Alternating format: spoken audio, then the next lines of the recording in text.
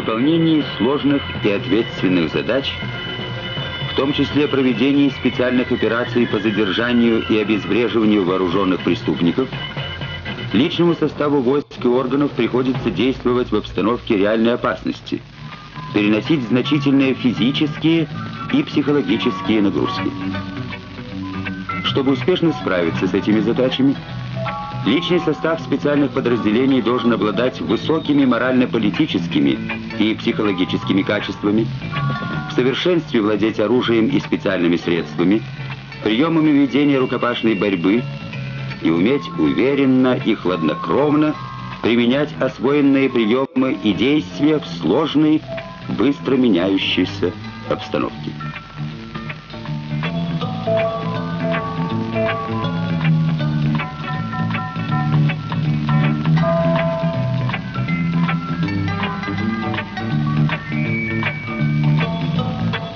Упражнения на металлической конструкции помогают вырабатывать ловкость, умение преодолевать чувство страха перед высотой, технически правильно приземляться.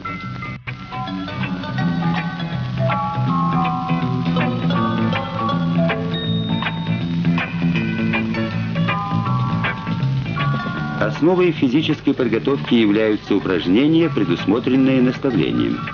Гимнастика, плавание, рукопашный бой, преодоление препятствий, эти и другие разделы наставления способствуют разностороннему физическому развитию личного состава. Кроме этого, личный состав должен в совершенстве владеть специальными приемами. Отбор военнослужащих проводится в индивидуальном порядке, комиссией в составе заместителя командира части, офицеров политического аппарата, врача, начальника физической подготовки и спорта, офицеров специального подразделения.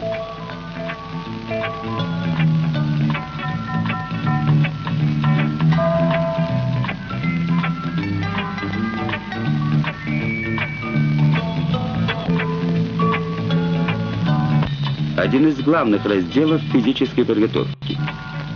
Разнообразные гимнастические упражнения способствуют развитию координации движений, смелости и решительности.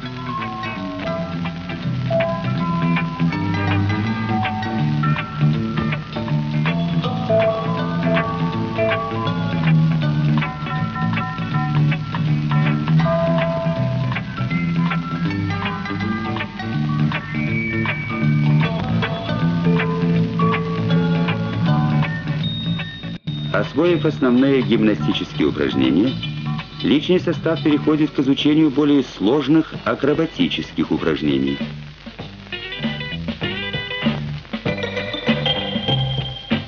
Акробатика развивает пространственную ориентацию, совершенствует вестибулярный аппарат, содержит элементы вращения тела в безопорном положении.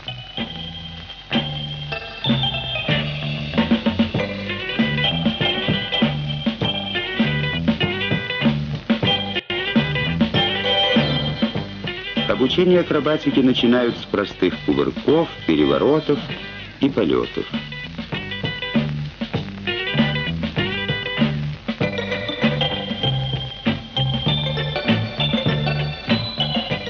Постепенно упражнения усложняются различными препятствиями, включением элементов риска с надежной страховкой.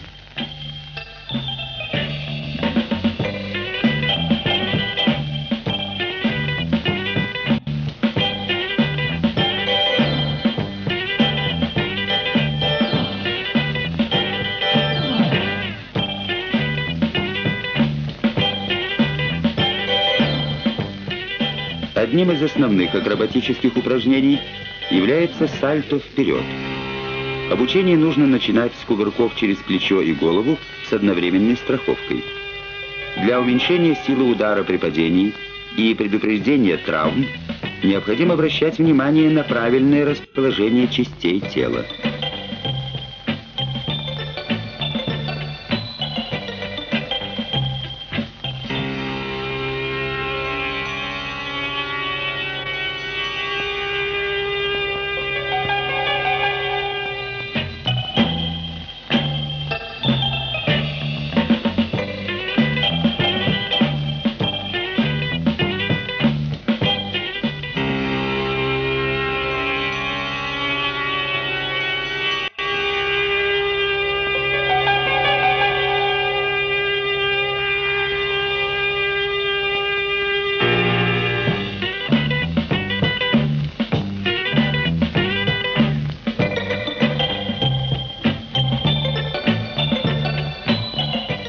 завершающий этап в тренировке сальто вперед — выполнение его без подкидной доски.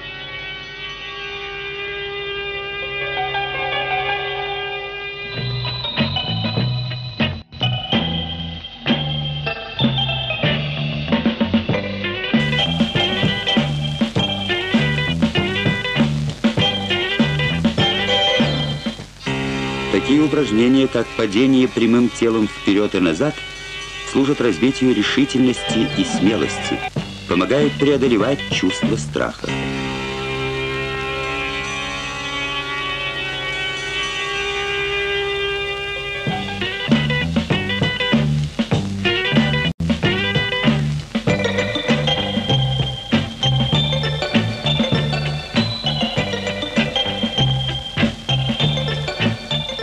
Полученные навыки необходимо закреплять парными акробатическими упражнениями со встречным движением и точным расчетом.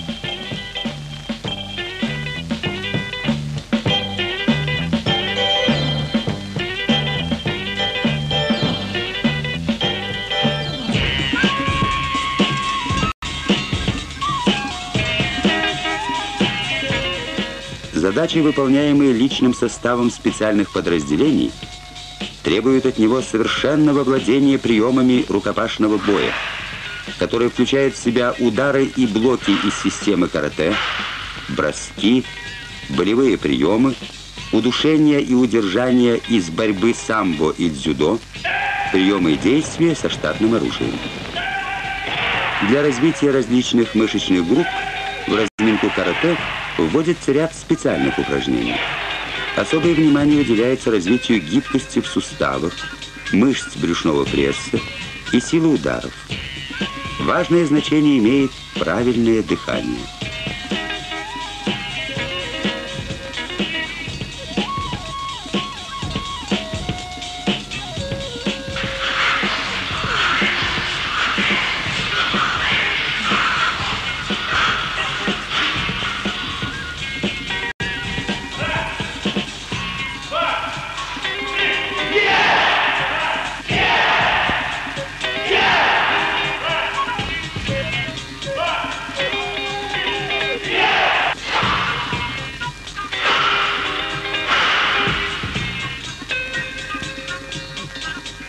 Средством поражения преступника в рукопашном бою являются удары, нанесенные в уязвимые места. На стенде обозначены болевые точки, удары, которые приводят к различной степени поражения. Средняя степень поражения вызывает острую боль, приводит к замешательству и прекращению сопротивления. Тяжелая степень поражения приводит к временному параличу и даже смерти. Тяжелую степень поражения вызывают удары в основание черепа, в висок, адамово яблоко, солнечное сплетение, низ живота, почки, промежность. Личный состав должен твердо знать правомерность и законность применения этих ударов. Их разрешается наносить только тогда, когда жизни и здоровью граждан, сотрудников или военнослужащих угрожает реальная опасность.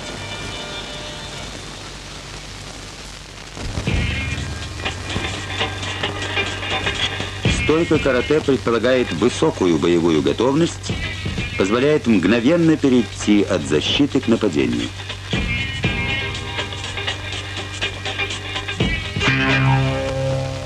Основными ударами рукой в системе карате являются удары основанием сжатых в кулак пальцев. Они выполняются тыльной стороной второго и третьего суставов среднего и указательного пальцев. В момент удара палец повернут внутрь, а ладонь вниз. Это создает дополнительную силу.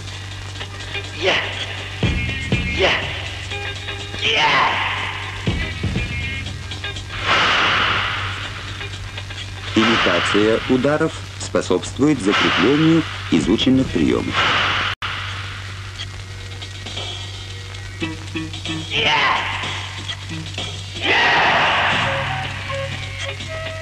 Удары ребром ладони наносятся способом рубка в лицо, по горлу и ключице, в область живота и поясницы.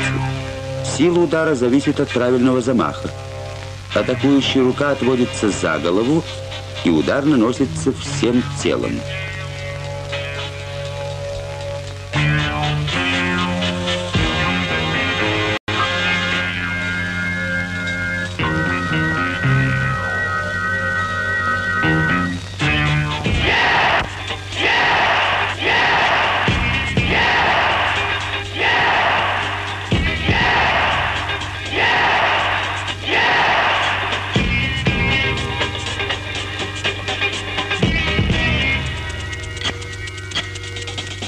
Наиболее мощным из всех ударов рукой является удар локтем. Он особенно эффективен в рукопашном бою при нападении противника сбоку, при попытке захватить сзади и за ноги.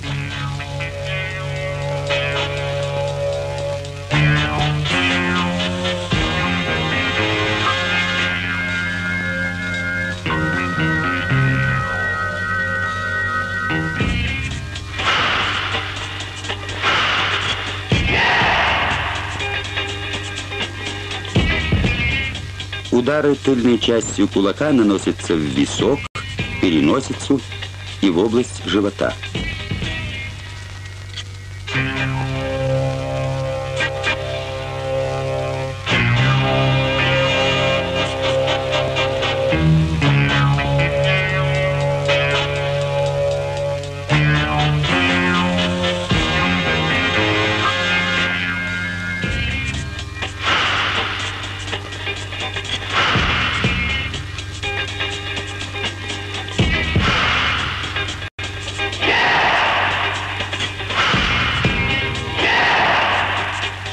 Удары основанием ладони наносятся согнутой запястья рукой. Ударной поверхностью в этом случае является часть ладони у основания большого пальца. Основание ладони применяется также и при блокировании противника.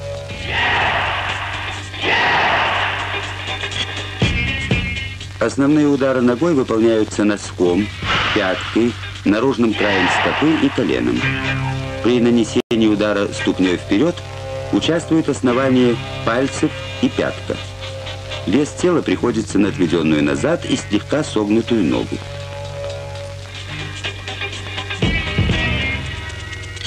Удары наружным краем стопы наиболее эффективны в голову и в живот.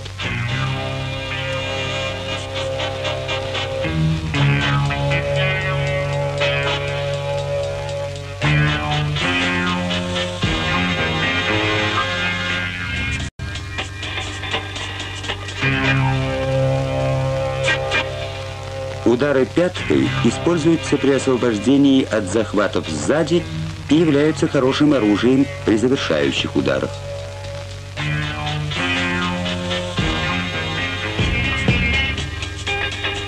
Одним из важных средств защиты в карате является блокирование атакующей руки или ноги. В необходимых случаях нужно уклониться от удара или отбить атакующую руку. Блоки проводятся кистью или предплечьем. Цель блока состоит в том, чтобы защититься от удара, нанесенного в любую точку тела.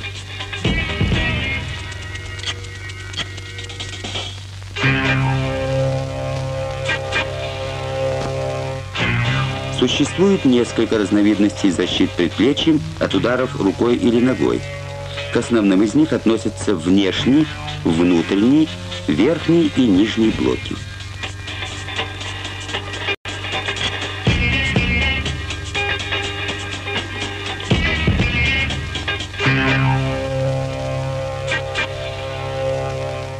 Сила удара руки тренированного человека может быть довольно велика.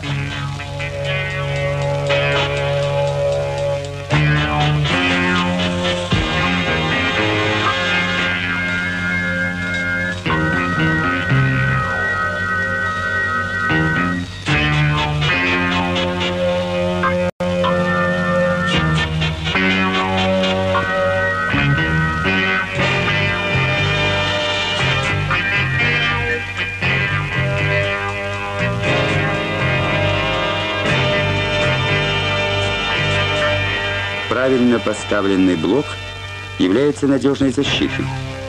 Поднимая руку и одновременно вращая предплечьем, можно увеличить надежность блока.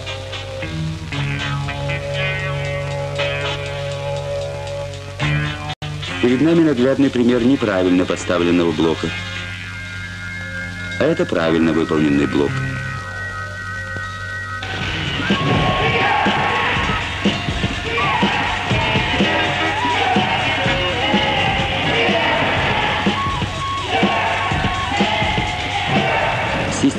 Доступность и последовательность, наглядность и прочность усвоения знаний, индивидуальный подход.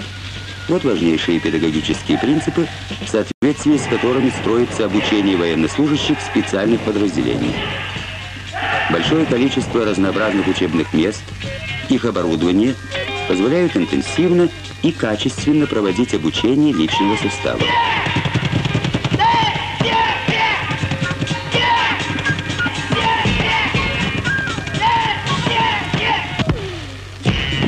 Отточенная, доведенная до автоматизма техника ударов и блоков позволяет достигнуть высокого уровня развития силы, быстроты, ловкости и выносливости. А тренировка на специальных тренажерах дает возможность наносить удары любой силы, не получая при этом травм. Особенностью тренировки являются многократные повторения каждого приема в оптимальном темпе.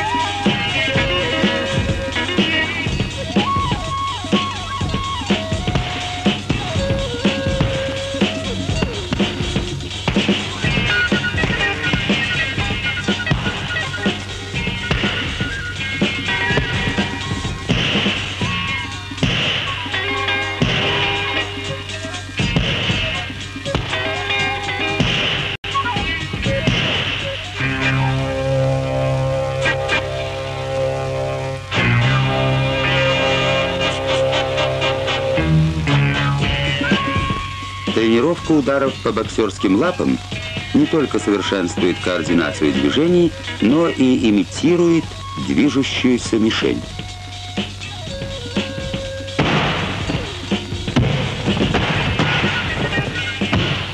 Сила удара в прыжке во много раз больше силы обычного удара. Для нанесения этих ударов необходимо развивать прыгучесть, что достигается тренировкой ударов по болевым точкам тела на стендах.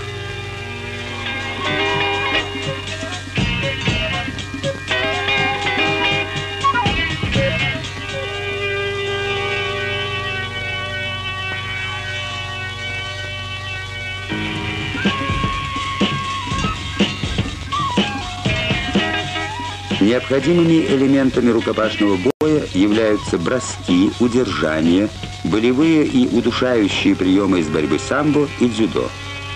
Главный элемент броска – выведение из равновесия тела противника.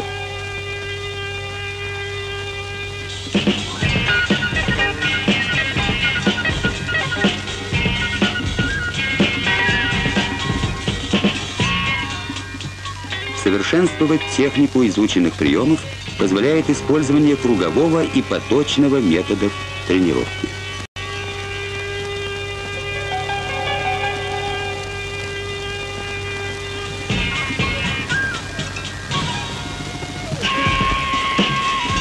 Обучение приемам карате, самбо и дзюдо проводится в рамках правил этих видов спорта в спортивной форме с соответствующими ограничениями.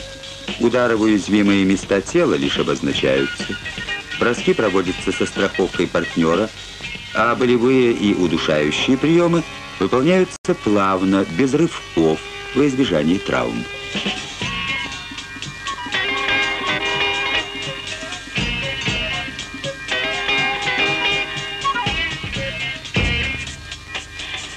Но, как известно, преступники правил не соблюдают. Поэтому дальнейшее обучение происходит в военной форме одежды и в средствах защиты. Занятия по рукопашному бою формируют навыки борьбы с противником в рукопашной схватке, воспитывают мужество, инициативность и находчивость.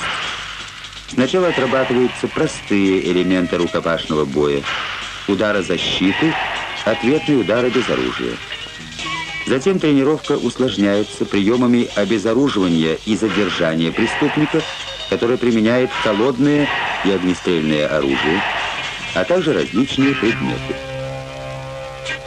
При обезоруживании противника, наносящего удар ножом, необходимо мгновенно уйти из-под оружия, отвести в сторону руку с оружием провести один из болевых приемов, изъять оружие и задержать противника.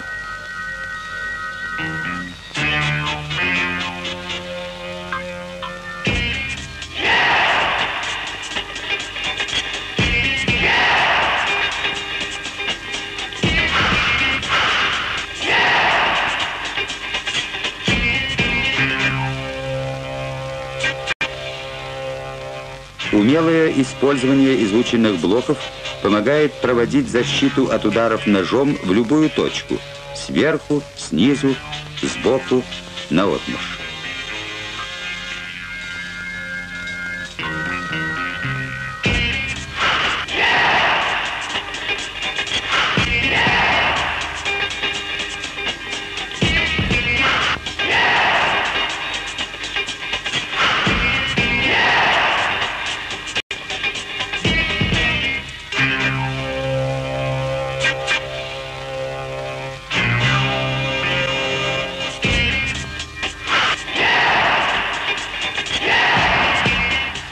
Использование резиновой палки в сочетании с приемами карате и самбо является сильным средством защиты и нападения.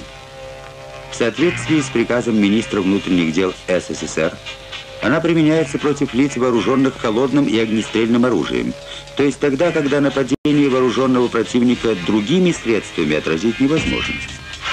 При этом запрещается наносить удары резиновой палкой по голове, горлу и шее.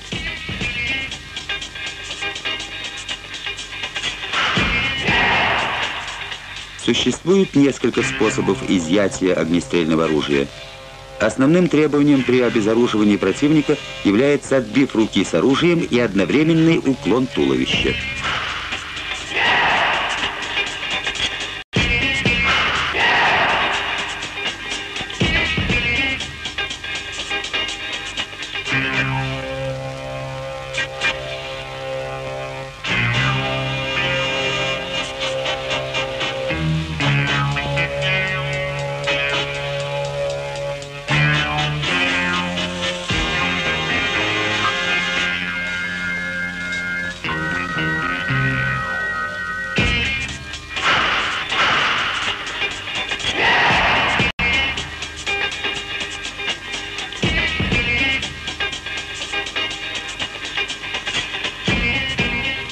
Руководитель группы обращает внимание на особенности защиты от противника, наносящего уколы автоматом. Автомат здесь используется для сковывания противника и проведения болевого приема.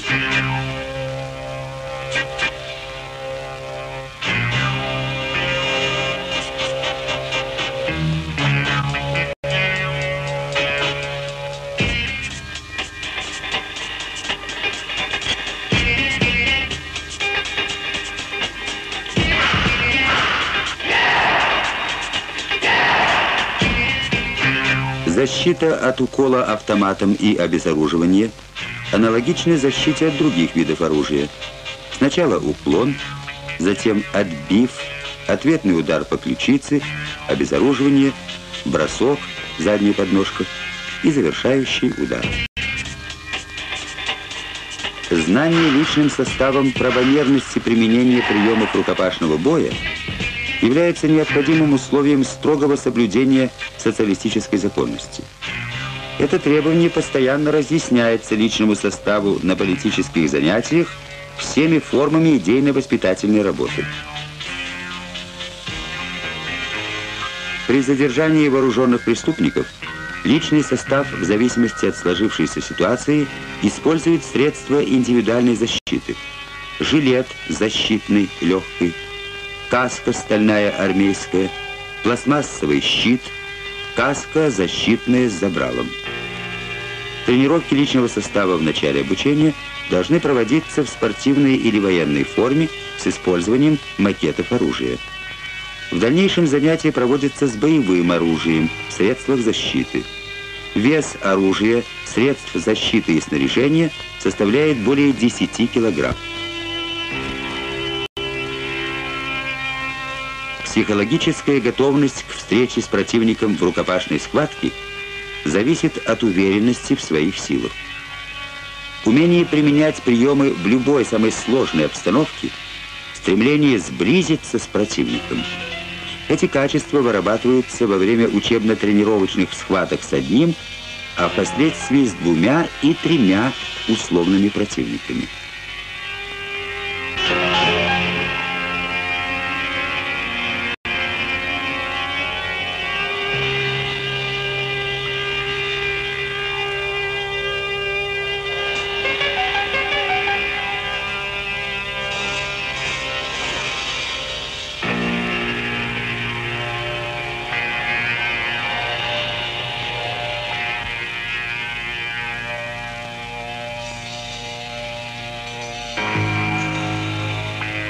Тренировки с применением защитных жилетов позволяют отрабатывать удары реально в полную силу, в том числе и удары резиновой палкой.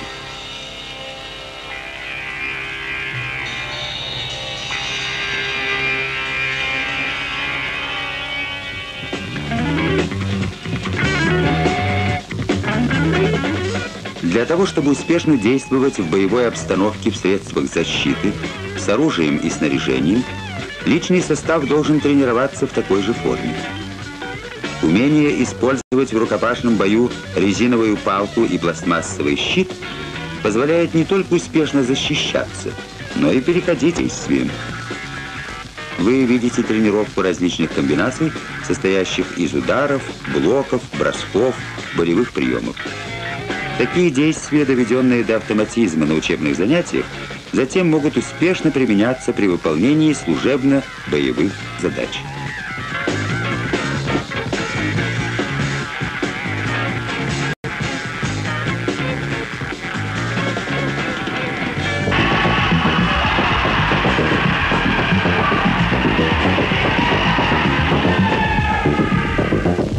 Проведение периодических тренировок в затемненном зале с включением импульсных разноцветных вспышек, использованием специально подобранной музыки помогает формированию у личного состава устойчивой психики, невосприимчивости к отвлекающему воздействию различных внешних раздражителей. Кроме того, выполнение ударов, уколов и бросков проводится с одновременными возгласами. Они способствуют увеличению силы удара. В боевой обстановке оказывают деморализующее воздействие на противника. А на учебных занятиях дисциплинируют военнослужащих, создают у них положительный эмоциональный настрой.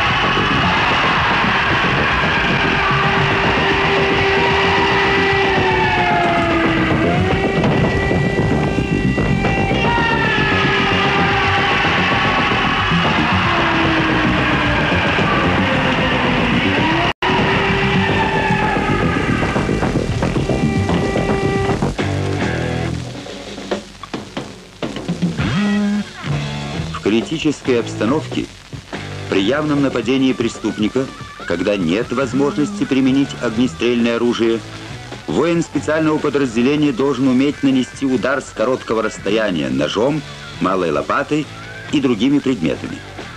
Метание ножа, специальной вертушки и малой лопаты в цель развивают меткость, точность, силу броска.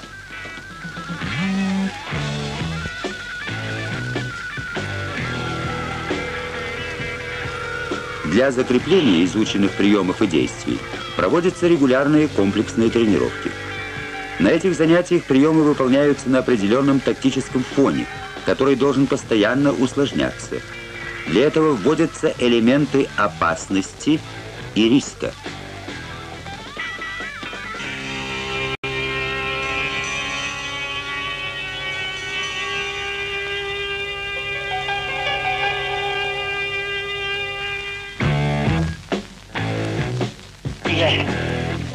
Варианты комплексной тренировки разнообразны. но каждая из них включает действие, связанное с преодолением огненных преград в акробатическом прыжке в сочетании с приемами рукопашного боя.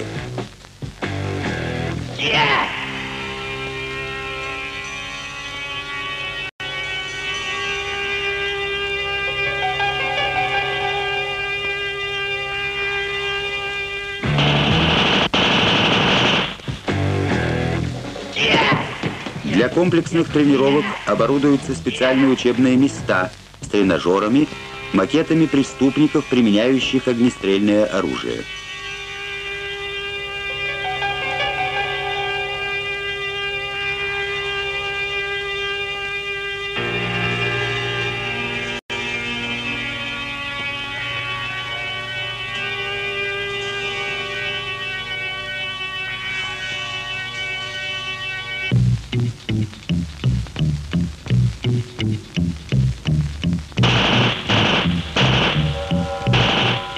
Умение десантироваться с движущейся автомашины помогает избежать травматизма при действиях в критической обстановке. Обучение десантированию проводится на специально оборудованном участке местности. Начальная скорость автомашины 5-10 км в час, максимальная скорость не более 30 км в час. Особое внимание следует обращать на подгонку снаряжения, положение автомата и правильную группировку тела.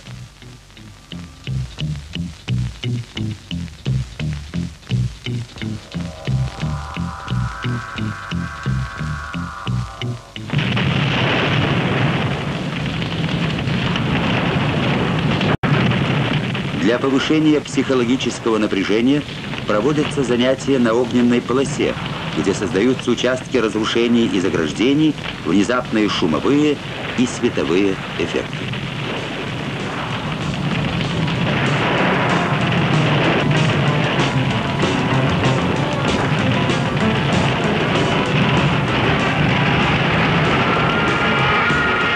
Преодоление трехметрового забора проводится различными способами, с помощью подручных средств, с опорой на плечи товарища и другими.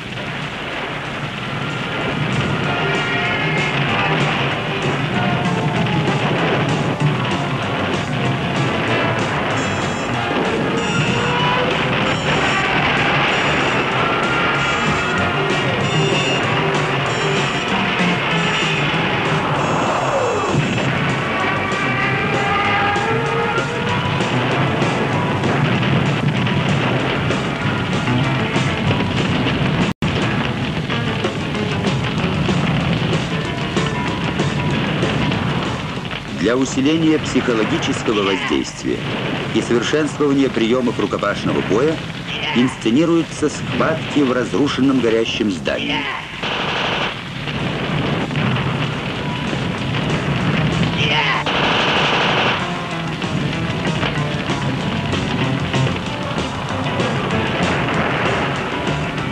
С целью подавления чувства страха перед высотой личный состав преодолевает препятствие по тросу, натянутому на высоте 5-6 метров.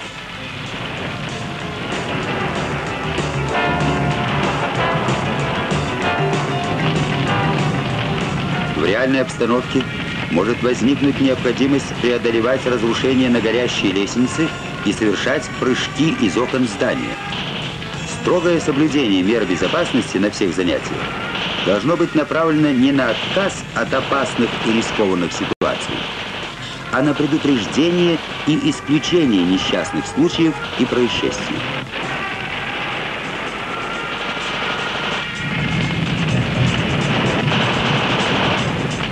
Преодоление препятствия на качающейся опоре способствует развитию координации движений и вестибулярного аппарата.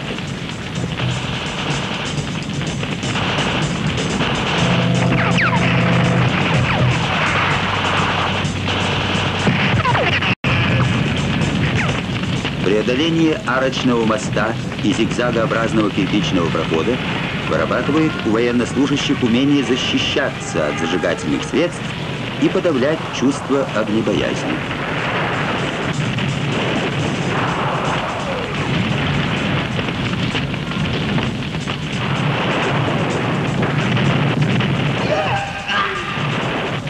Обучение действиям в подземных коммуникациях при наличии воды в условиях ограниченной видимости вырабатывает у личного состава умение ориентироваться в сложной обстановке и быть готовым к внезапной встрече с противником.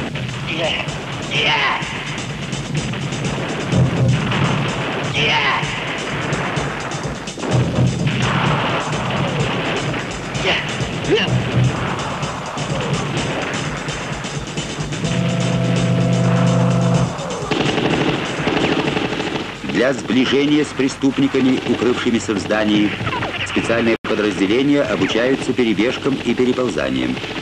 В исключительных случаях, на открытой местности, когда преступники оказывают огневое сопротивление, личный состав приближается к объекту под огнем групп прикрытия. Проползание под огнем для сближения с преступниками формирует у воинов специальных подразделений эмоционально-волевую устойчивость.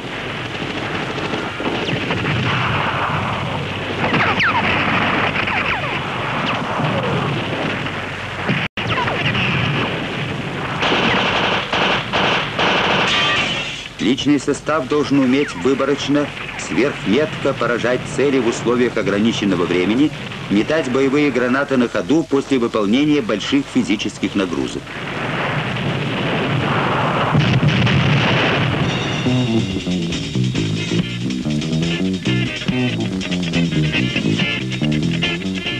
На занятиях по ускоренному передвижению вырабатывается высокая выносливость, длительное время сохраняется активность, закаляется организм. Марш-броски должны проводиться на трассе с неожиданными поворотами, проложенными через овраги, карьеры, другие естественные и искусственные препятствия, по неровному и сыпучему грунту, глине, по заболоченным участкам. Познакомьтесь с одним из вариантов марш-броска.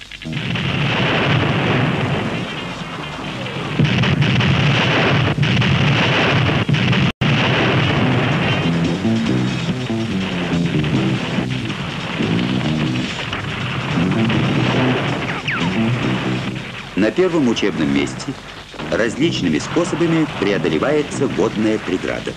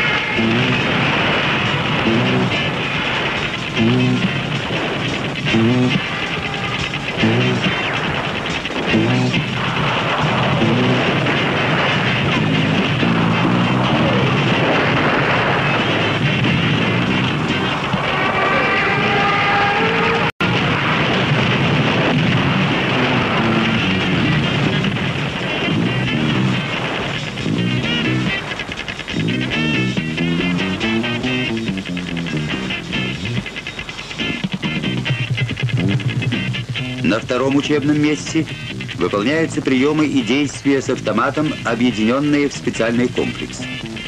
Тренировка приемов штыкового боя проводится поточно, с обязательным нанесением уколов по фашине .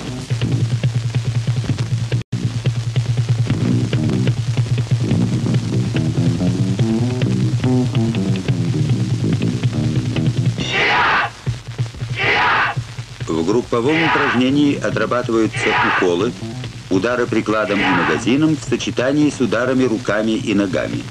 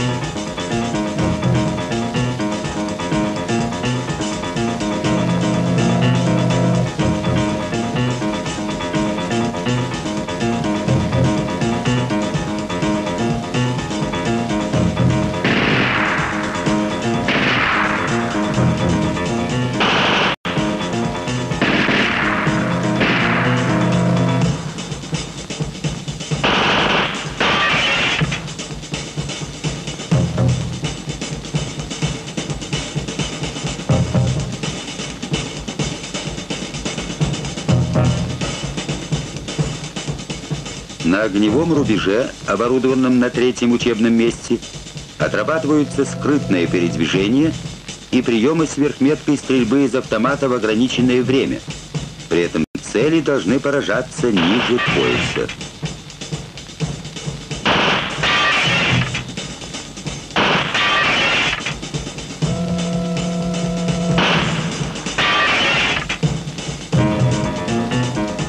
Наращивание нагрузки и психологического воздействия достигается проведением тренировок при неблагоприятных метеорологических условиях, при сильном встречном ветре, высокой и низкой температуре.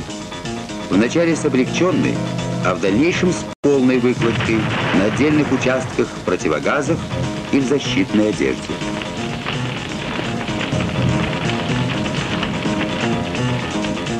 На четвертом учебном месте преодолеваются огненные и загазованные участки местности. Это воспитывает у личного состава смелость и находчивость, вырабатывает сноровку и психологическую готовность к активной защите от зажигательных веществ.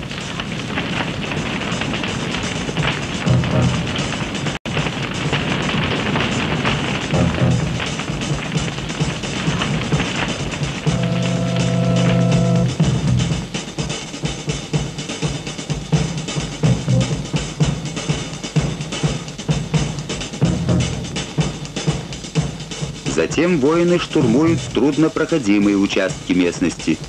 Систематические тренировки в преодолении горных препятствий с усложнением обстановки служат средством болевой закалки. Умение забрасывать кошку помогает преодолевать скальные, отвесные стены значительной крутизны.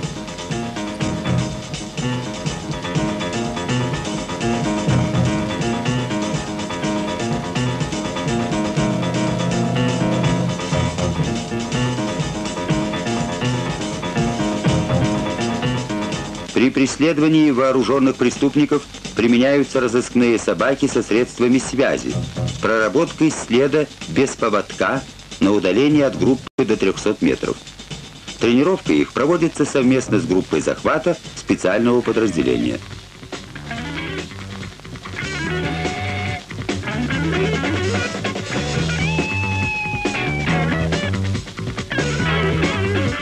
На следующем учебном месте совершенствуются приемы рукопашного боя. Создание нестандартных ситуаций, в данном случае нападение хорошо замаскированного условного противника, заставляет военнослужащих постоянно быть готовыми мгновенно оценить обстановку и принять единственно правильное решение.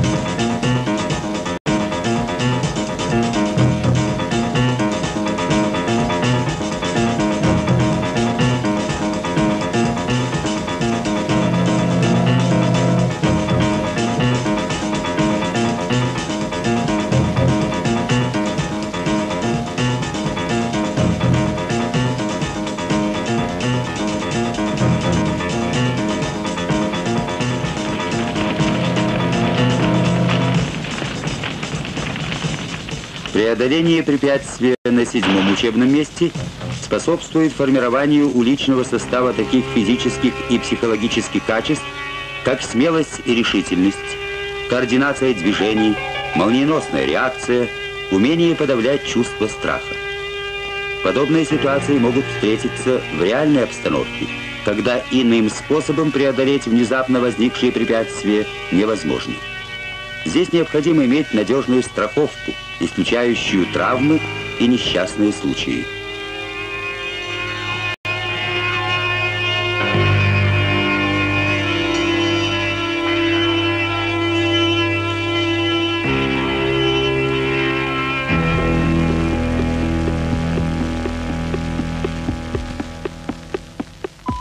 Личный состав специального подразделения обучается захвату вооруженных преступников с учетом освобождения заложников, находящихся в здании.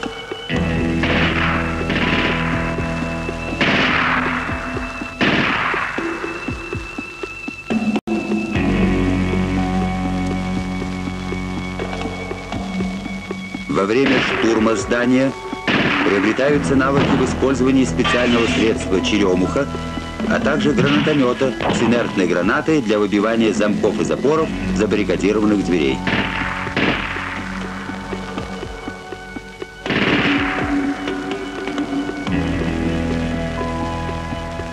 Для выдвижения групп захвата к зданию выбираются, как правило, скрытные подступы, участки местности, ненаблюдаемые и не простреливаемые преступниками.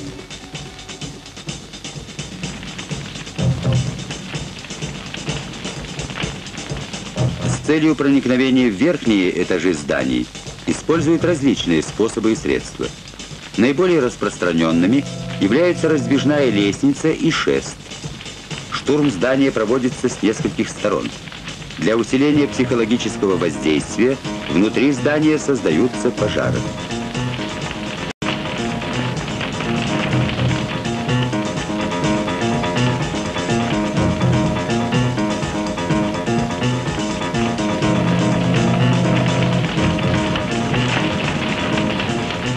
Использование специально подготовленных собак позволяет успешно захватывать вооруженных преступников.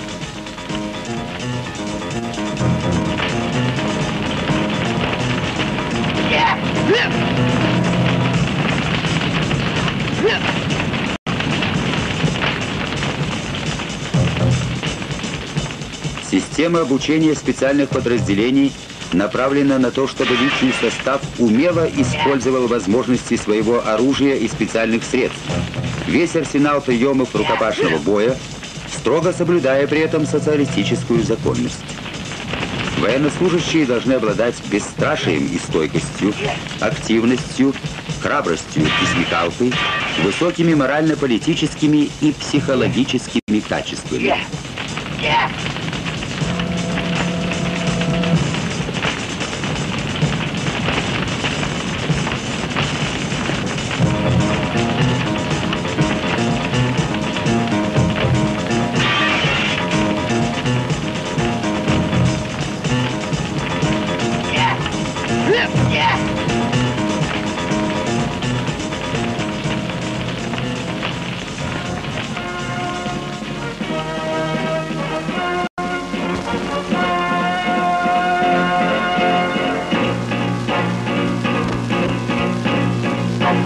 Воспитанные в духе преданности коммунистической партии и социалистической родине, воины специальных подразделений готовы идти на подвиг, не считаясь с опасностью для жизни, во имя своего народа.